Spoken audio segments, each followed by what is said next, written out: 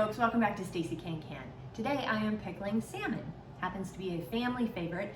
My nephew Oliver, hello Oliver, is a great fisherman and he has caught quite a bit of salmon here, and which I have dry salting at the moment. More on that in a minute. But as far as ingredients go for this process, first thing you need obviously is the fish. Which types of fish? That is kind of important. On the West Coast and in the Pacific Northwest, the best types of species for pickling are shad, salmon, herring, shrimp, shellfish, and sea vegetables. And the variety of species that lend themselves to pickling very well are your Chinook salmon, sturgeon, candlefish, anchovies, sardines, striped bass, and black cod, which is also called a sablefish. There's other species such as cod, whiting, or ling cod are also suitable for it, but might have to make some modifications in the recipe on the preparation. So that's something you would definitely want to contact your local extension office and ask about the process and what modifications they would want to make. And I have all that information underneath. I've got listed the OSU, Oregon State University Extension Office information down below, so you can call there, or you can call your own local extension office and they may have some great suggestions as to what fish would work well for you in your local region. Keep that in mind. So the other ingredients that you're going to need to make the brine for this are 3 pints of water, 4 pints of vinegar. You need a 5% acid on the vinegar, and we're using white vinegar. I suggest using a white vinegar. I would not use an apple cider vinegar for this. This is not the time to get creative with different flavors and such. You're also going to need 2 cups of sugar, 4 tablespoons of salt.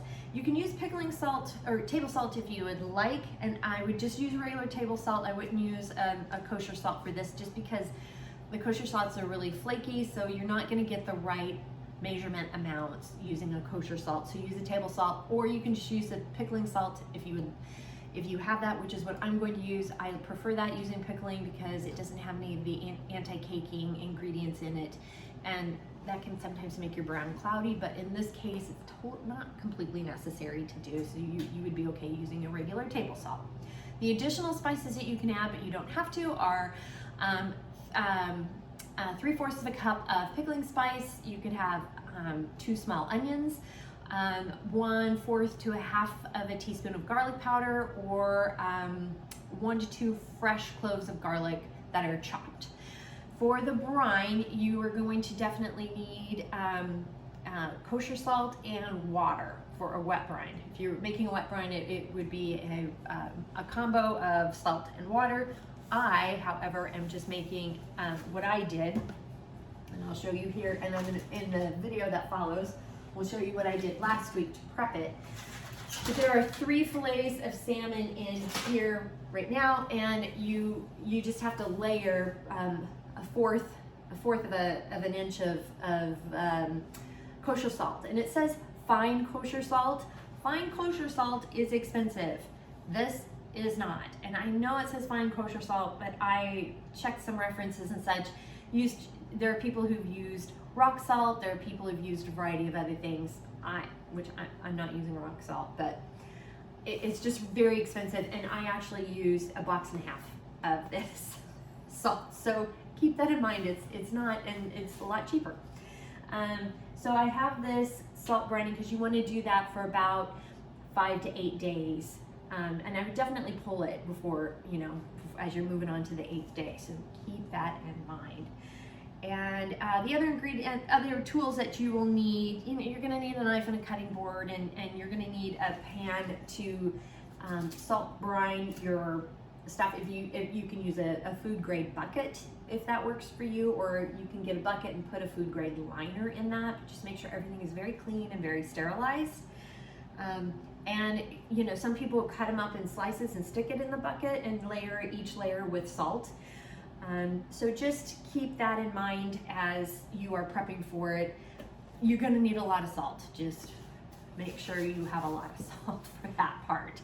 I was glad I bought 2 boxes, just thinking I'd use part of one, but nope, I used 1.5 boxes of the kosher salt. So with all of that, let's go ahead and get started. One thing I forgot to mention is I have my jars that I'm going to store the pickled salmon in the canner at the moment. We are not water bath canning these. We are not pressure canning. These are going to be refrigerated. This is a refrigerated process. So keep that in mind as far as what kind of container you want to use them in. I definitely recommend that you put them in a glass jar, not in a plastic jar, definitely not in a can, like an aluminum can. You don't want to do that. Not with a pickling solution, not with a brine like that. That's not going to go do well in a metal jar at all. I don't think they do exceptionally well in a plastic container either. That's my opinion. Double check with your extension office if you want to do that. I would suggest doing that with jars, and you can use any shape jars that you want. As you will see when I pull out my jars and start stuffing the fish, I'm using a variety of sizes. So that's something to keep in mind for that. You get to use old jars and jars that have might have a chip because we're not canning them and you're just putting a lid on. So I do have my jars and my lids actually in here getting ready to be sterilized. I'm going to start by adding a centimeter of salt, of the kosher salt, to the bottom of the pan here.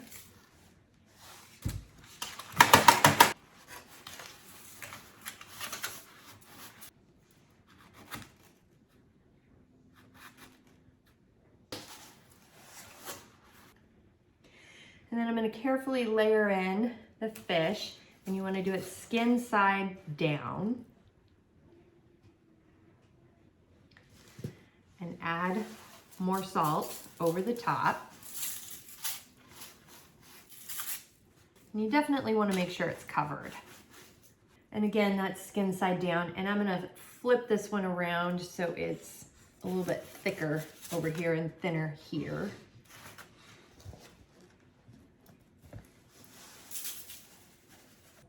We're going to layer the last piece skin side up and cover it with salt too.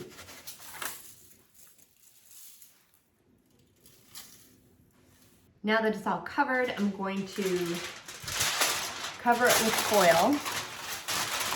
Now that I have it covered, I will pop it in the refrigerator because you do need to store it under 50 degrees. And I will store this for the next 5 to 8 days.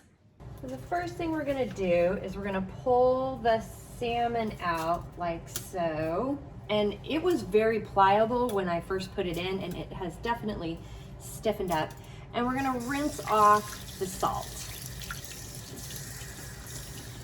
And now I'm going to put the salmon fillets back in the pan, and I'm adding some cool, fresh water to kind of help remove just a little bit of the salt while I'm prepping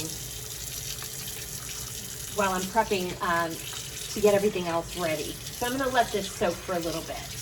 So I'm done rinsing the fish, and I have put it all back in the pan. I soaked it in with some fresh, cool water. And you can do, this is called freshening, and I'm going to read it real quick because I can't memorize all this, but this is called freshening. You're going to soak the fish no longer than a day in cool fresh water to reduce the salt content. And that can be desirable for you, but it's not totally necessary. You don't have to do this step. But the length of time of freshening, it just really depends on the salt content that you want in your finished product. So if you don't want it super salty, then go ahead and soak it for about a day. If you don't really care, then you don't have to do this step at all. I'm gonna let it soak for probably a couple of hours as I'm doing a few other things, and then I will get back to pickling. Just a quick side note before I make the pickling solution. It is a Scandinavian style pickling solution that is common for their version of their pickled herring. So keep that in mind with that. And it will make 1 gallon of this solution will pickle about 6 to 7 pounds of fish, which is about 2 gallons of finished product. So as you're shopping or fishing or whatever, trying to pull together what you need to do that kind of hopefully gives you an idea of how much you need for the solution and for the fish that you have. To get started on the brine, the first thing we're going to do is add our 3 pints of water.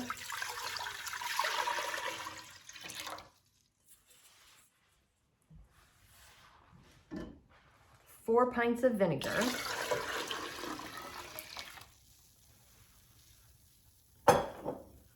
Our 2 cups of sugar. The 2 tablespoons of salt, and I'm using pickling salt. Again, you can use table salt if you want. And then I am, for those options, I'm gonna go ahead and use 3/4 of a cup of pickling spice. This is where you could add spice, you could do garlic cloves, you could do onions, etc. So I'm doing it this way. And then I'm bringing it up to, got the heat up high, and we're gonna bring it to a boil. While the brine is going, I'm gonna go ahead and pull the fish out, and we'll get it cut up to put into the jars. I didn't notice that this fin was here, so I am gonna cut this off. Now you can take the skin off. There's a hunk that came off. You can take the skin off if you'd like before putting it into the jars, but everything I've read about it and from what I know is that it tastes better if you don't, if you leave the skin on. So now we're just cutting the fish into slices so I can put them into bite-sized pieces before putting them in the jars. Cut these into more bite-sized pieces. Now I'm just going to loosely pack the fish. We're not smushing it down. You want to loosely pack so the brine gets in there real good.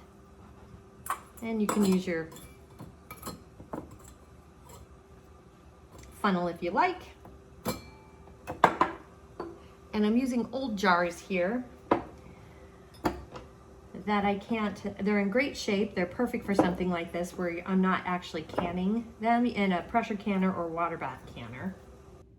One thing to do before pouring the brine into the jars is to make sure it cools completely, which I did.